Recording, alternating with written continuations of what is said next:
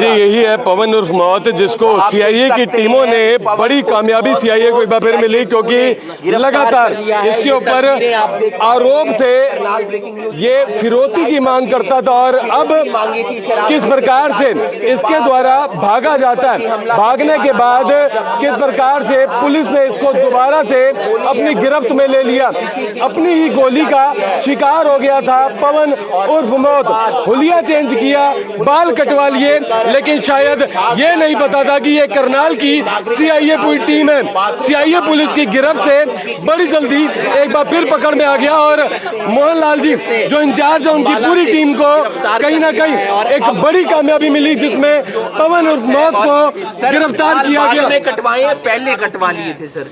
नहीं, भागने के बाद इसने अपना पूरा हुलिया चेंज कर लिया था, क्योंकि जब यहाँ से भागा तो इसके बाल बड़े बड़े, शुरू से ही बड़े बाल रखता था।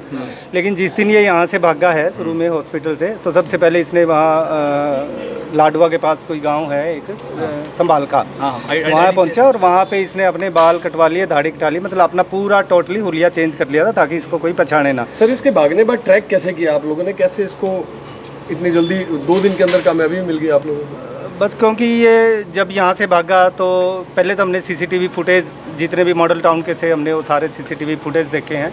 फुटेज में एक के बाद हमें इसका रूट पता लग गया था। उसके बाद हमें एक ऑटो में बैठता हुआ ये दिखाई दिया, ऑटो का नंबर उसमें आगे जो कैमरे थे, ऑटो के मालिक से हमने संपर्क किया, उससे पूछा कि उसने इसको कहाँ उतारा है, उसने दनियालपुर के पास इसको उतारा है। मतलब एक से एक कड़ी जोड़ते हुए एट लास्ट हमने इसको गिरफ्तार किया। इसके साथ कोई अन्य व्यक्ति भी था या अकेला था ये? नहीं, वहाँ से अकेला था, भागते वक्त ही, और कोई इसके साथ। अम्बाला तक कैसे? लेकिन बाद में एक के बाद एक आगे से आगे इसके जानकार जुड़ते अम्बाला तक बस में पहुँच गया? नहीं, जैसे यहाँ से दनियालपुर से ये फिर बाइक पे गया था वहाँ संभालका तक, संभालका से आगे फिर ऑटो में गया था, फिर आगे बस में गया था। मतलब इस तरीके से अलग अलग व्हीकल्स में इसने। असला कहाँ से किया गया है सर रिकवर? असला क्योंकि इसके पास पहले से था और 3 असले के साथ इसकी फ़ोटो भी वायरल है, और इसने ठेकेदार के पास खुद जाके इसने असले भी दिखाए थे, क्योंकि पहले इसने फ़ोन पे धमकी दी और उसके बाद असले सहित उसके पास जाके धमकियाँ। सर भागने के बाद भी क्या एक वेपन इसका हमने उसी दिन इससे बरामद कर लिया था जिस दिन वो इंसिडेंट हुआ, इसको गोली लगी थी पीठ में।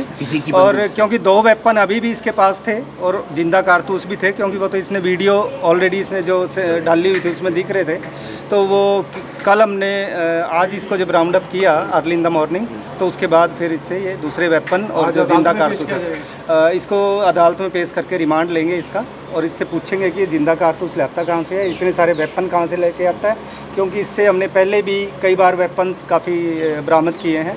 और एक बार जैसे जेल से छूटने के बाद फिर ये कहीं ना कहीं से फिरौती मांगने का काम करता था सर ये? फिरौती के इसके 2 मुकदमे इसके खिलाफ दर्ज हैं और उसके डकैती का भी एक दर्ज है, चोरियों के भी दर्ज है, हर तरह का क्राइम है। कहाँ का रहने वाला सर ये तखाना गांव का है। तो अकेले ही काम कर रहा है इसके साथ और नहीं? कोई गैंग है सर? अभी रिमांड के दौरान इससे पूछेंगे कि इस काम में इसके कौन कौन साथी।